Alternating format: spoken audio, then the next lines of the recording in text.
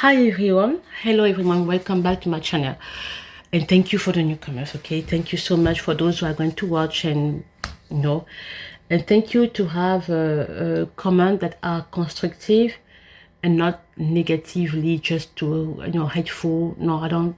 No, we want constructive comment. Okay, yeah. So today, because this is I've just thinking, I've been thinking about it, because sometimes, yeah, I've been talking a lot about the situation of immigration.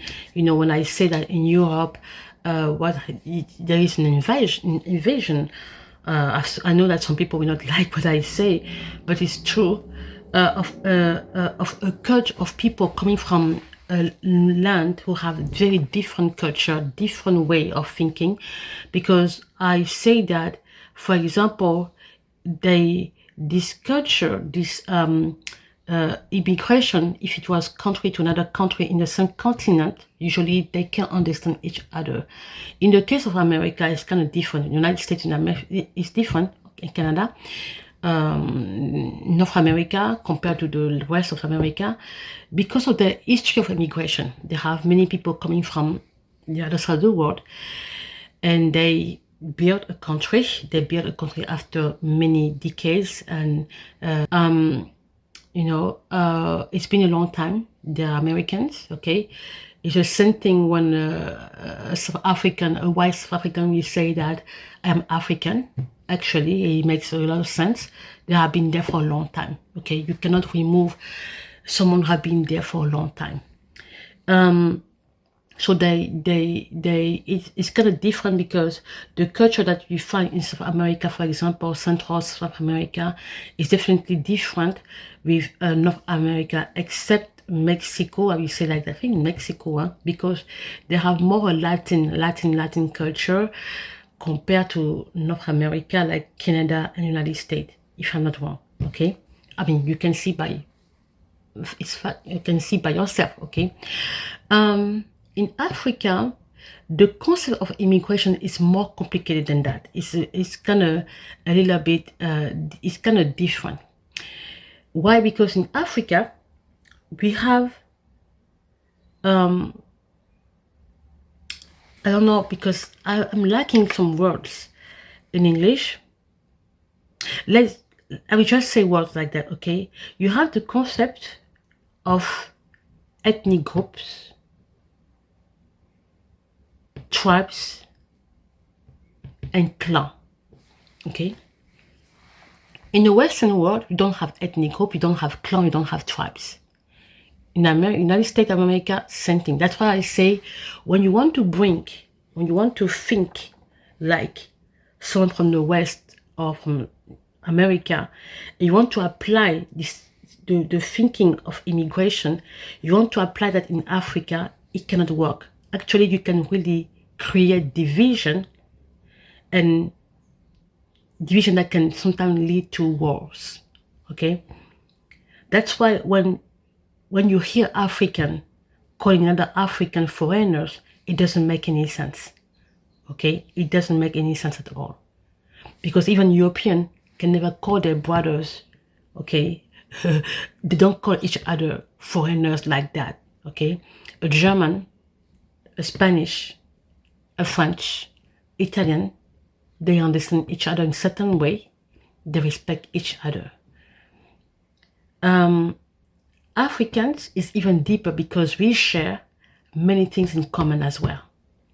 But we have tribes, we have ethnic groups, and we have clans. In my ethnic group, for example, we have tribes, we have clans. That makes it more difficult. And there are also subgroups. Just to name an example, the Bantu people. The Bantu people is in the west part of Africa down to the south. There is Bantu in the south. Okay, these people, because it's not the only subgroup of people in Africa, we have different groups. Okay, and you can see it even by the way we look like. You will see that we have different features. Okay, if you look, for example, you go to countries like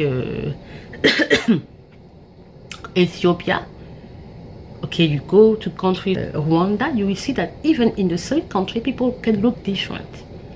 So there are different subgroups. It's not only the Bantu, there are different subgroups. But when you have the same groups to the north, to the south, you understand that there are things in common.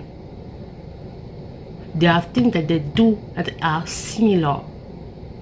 And when you look in Africa, and that's where I think it didn't help us a lot when they separate the continent in different countries, because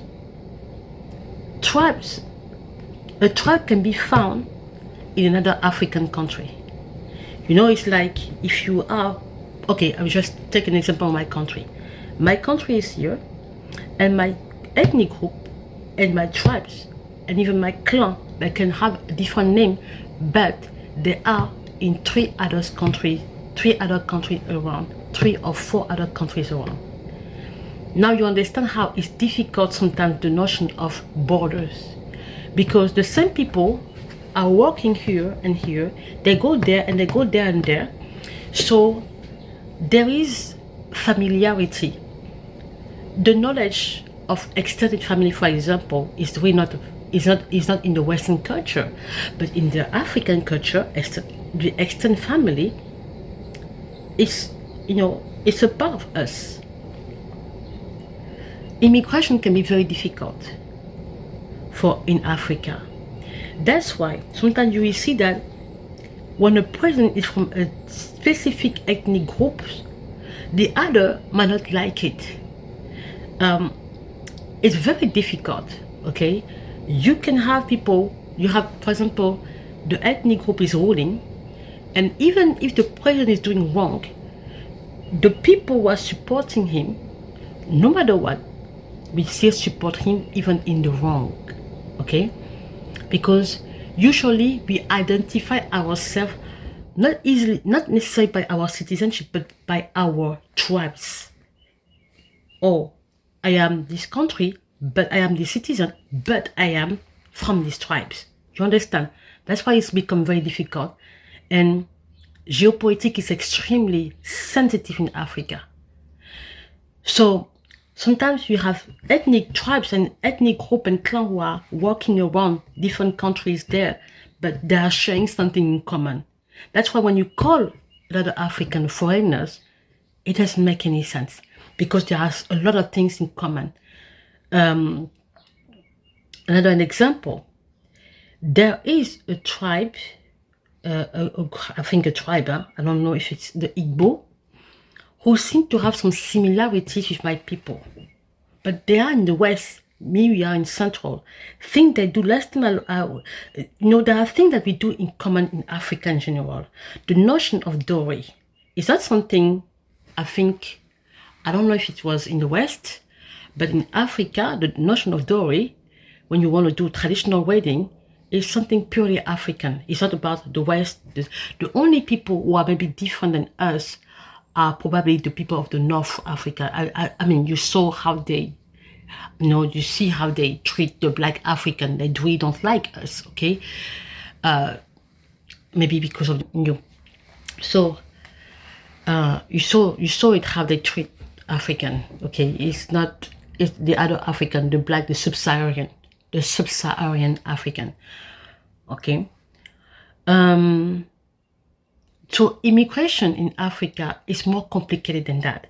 And that's why I truly believe that people should study ethnology, stuff like that, because how can you rule a country when you have different ethnic groups who identify themselves like as a tribe and so on, and it creates tension and easy situation, easy.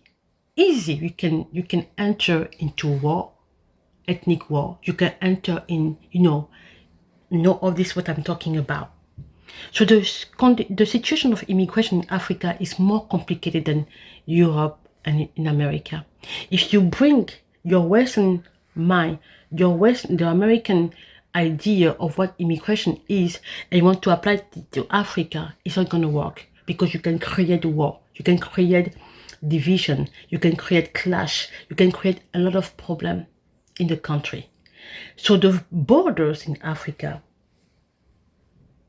is kind of difficult. And that's why you see sometimes that the borders are open, anybody, because usually a village here have a connection with a village which is probably on another country, okay, the country next.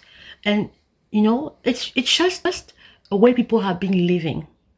So it is very difficult to really call another African a foreigner or have xenophobia. I understand that the problem starts to be very relevant, very important when the people of the country feel like they are abandoned and feel like whatever they have is kind of, like for example, my country, there is more, okay? There is the percentage of immigrants. When I talk about immigrants, I include illegals as well, because in Africa, sometimes don't even care if illegal, because that's why I say illegals in Africa is not seen the same way because we feel that we come from almost the same cultures, almost, you know, same thing. So the notion of illegals is really difficult to really apply in Africa. That's why we don't really, but it's kind of also important because the politics of immigration must be very important the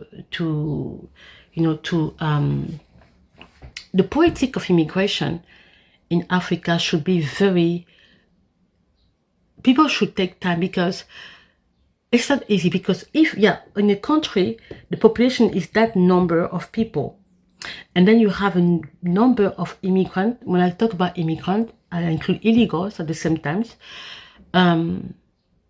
who are more sometimes in the population. You have to have a very good politic of immigration. That's why when I talked about last time, I talked about Dubai, who has a very good politic of immigration, because the number, the percentage of immigrants, I think is higher than the population there, but the politic of immigration is very well seen. In Africa, the politic of immigration is not really discussed properly, and that's why the borders are open and anybody can enter. Anybody can enter. Terrorists can enter. Anybody can enter, and you cannot understand why, in a way, the White House decided that they should ban some countries in Africa, because there are so many things. There is no control. The government control nothing. Not even talking about corruption and all this, but this possibility to have people entering anyhow with, it's very interesting, because people got angry when the White House said that they will ban countries in Africa. The problem is not to get upset about it. The problem is to understand why they ban us. It's like, what does that mean? Are we credible? Are we, in the international view, do you have any credibility in what we are doing?